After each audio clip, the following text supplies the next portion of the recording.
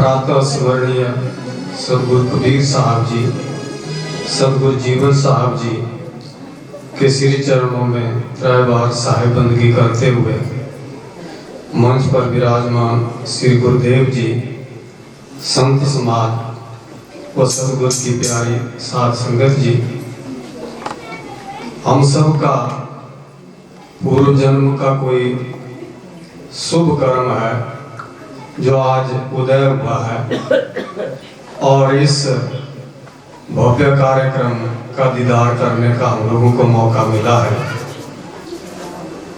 और उसके साथ साथ गुरुदेव जी के और परम संतों के आशीर्वचन भी श्रवण करने को मिलेंगे। आज का दिन हमारे लिए बहुत ही महत्वपूर्ण है। आप पहले ही जान चुके हैं कि मैं ज़्यादा लंबा बोल नहीं पाऊंगा, अभी स्वास्थ्य की मेरे को प्रॉब्लम है, लेकिन एक दो लाइनें केवल कि यहाँ की कमेटी ने प्रधान श्री बबलू जी के नेतृत्व में यह जो आयोजन किया, बहुत ही भव्य आयोजन है, बहुत ही सुंदर आयोजन है। एक आयोजन ही भव्य केवल नहीं है, साथ ही यह इस बात को भी दर्शाता है कि इन लोगों के मन में सदगुरु के प्रति कितनी श्रद्धा भाव है, कितना भक्ति भाव है। उस चीज का प्रदर्शन थोड़ा सा ये हम लोगों को आज हो रहा है। यद्यपि सारे ही दिन एक जैसे हुआ करते हैं, फिर भी हम आज कह रहे हैं कि ये दिन बहुत महत्वपूर्ण है, बहुत श्रेष्ठ है, हमारे लिए बड़ा पावन है। आज के दिन यदि हम गुरु के दरबार में आए, संत गुरु के सानिध्य में आए, अपने मस्तक को झुकाएं, तो मैं भी बड़े विश्वास के साथ इस बात को कहूंगा कि हम बहुत ही पुण्य को अर्जित कर लेते हैं।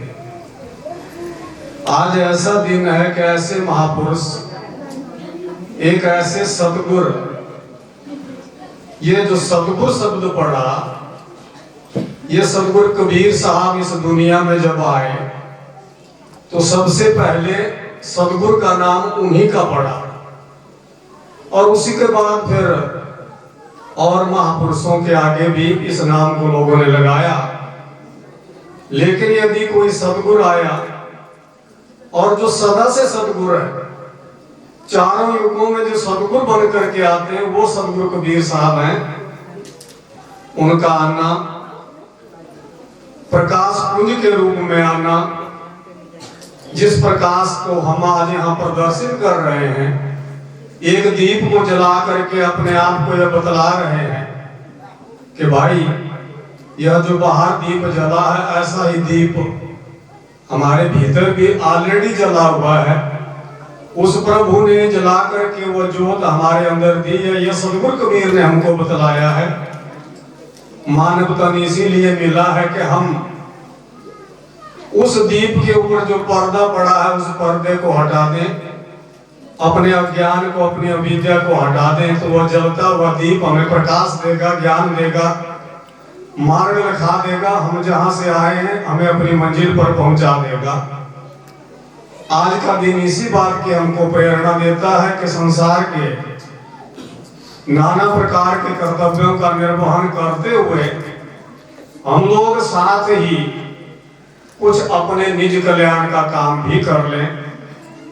और उसी प्रेरणा को लेकर के हम आज यहाँ पर आए हुए हैं। सदगुरु कबीर साहब ने जब इस दुनिया में आए तब भी प्रकाश के रूप में आए थे, और जब इस दुनिया से इस शरीर को छोड़ करके गए तो भी ऐसा ही प्रकाश छोड़ करके गए। उनका शरीर नहीं था, शरीर परिवर्तित हो गया, फूल पर पैदा हुए, फूल ही छोड़ करके चले गए। ऐसी महान विभूति, ऐसा सदगुरु का ही, वह ईश्वर का ही रूप हमारे बीच रहा। 120 वर्ष पर्यंत हम लोगों को काल और माया के जाल से छुड़ाने के लिए अपने दिव्य संदेश देते रहे। और जो उन्होंने संदेश दिए हैं वो आज भी अलाइव हैं, वो आज भी उपलब्ध हैं। उन संतों की कृपा से वो बाकायदा हमारे शास्त्रों में आज भी दर्ज हैं। जिस व्यक्ति को चाहिए, जो व्यक्ति चाहता है कि मैंने उससे लाभ उठाना है, वो व्यक्ति उससे लाभ बड़ी आसानी से उठा सकता है।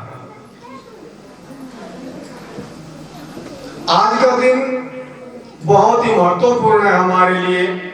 ऐसे महापुरुष जिन्होंने 120 वर्ष तक सत्य का संदेश दिया, अंधविश्वास को दूर भगाया, पाखंड को दूर भगाया, बिल्कुल निर्भय होकर के अपना उपदेश दिया। ना राज सत्ता से डरे, ना समाज सत्ता से डरे, किसी का केवल सत्य का दिग्दर्शन उन्होंने करवाया। और हम लोगों को यह उपदेश दिया कि हम लोग कोई व्यक्ति निष्ठ ना बने, हम लोग सत्यनिष्ठ बने, सत्य का दीदार करें। सत्य का दीदार करने के लिए प्रकाश हमारे भीतर है।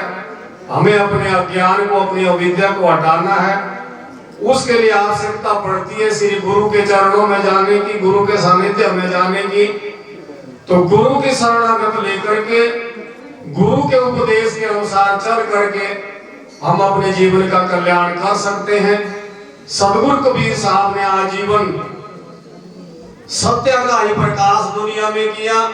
और जातिवाद भी दुनिया में जितने झगड़े थे या झगड़े पड़े, उन झगड़ों को निपटाने के लिए, निपटाने का ही उन्होंने उपदेश दिया।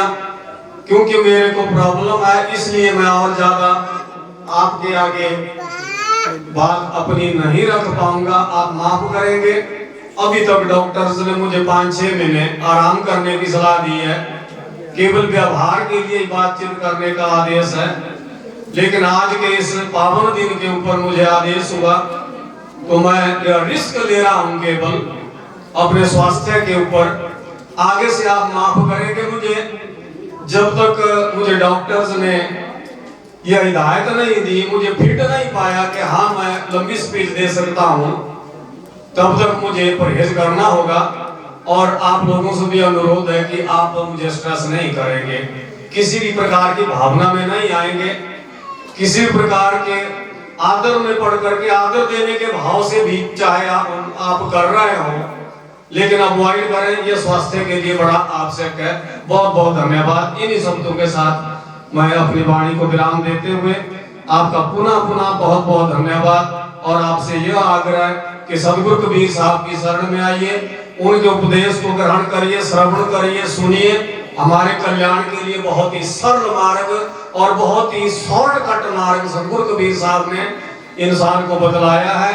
और जीवन हमारा थोड़ा है, और थोड़े जीवन के लिए यदि जल्दी तरना हो तो सदगुरु कबीर साहब का सार शब्द ग्रहण करके हम लोग अपना निजी कल्याण कर सकते हैं। और इन्हीं भावनाओं के साथ, इसी अपील के साथ, इसी प्रार्थना के साथ मैं अपनी वाणी को विराम देता हूँ। साहिब बंदगी साहिब। हम जब तक आपका स्वास्थ्य पूरी तरह से कुशल नहीं होता, हम भी आपको नहीं ऐसे मंच पे बोलने की इजाजत नहीं देंगे, क्योंकि आप हमारे लिए बहुत ही एक योग्य व्यक्तित्व है। जब आप जल्दी स्वस्थ होंगे तो हम लोगों के और कबीर पंथ के प्रचार प्रसार के लिए आप पूरी भूमिका निभा रहे हैं और आगे भी निभाएंगे। क्योंकि आज का जो मंच था, आपका जो मार्गदर्शन था, आपका जो आज का जो कार्यक्रम है, यह आपके आशीर्वाद से, आपके पूर्णतया मार्गदर्शन से हो पाया है। तब जाकर के आपका इस मंच पर बोलना बहुत ही जरूरी था। आपका एक बार फिर दिल से, पूरी संगत की ओर से बहुत बहुत धन्यवाद। हमारे बीच में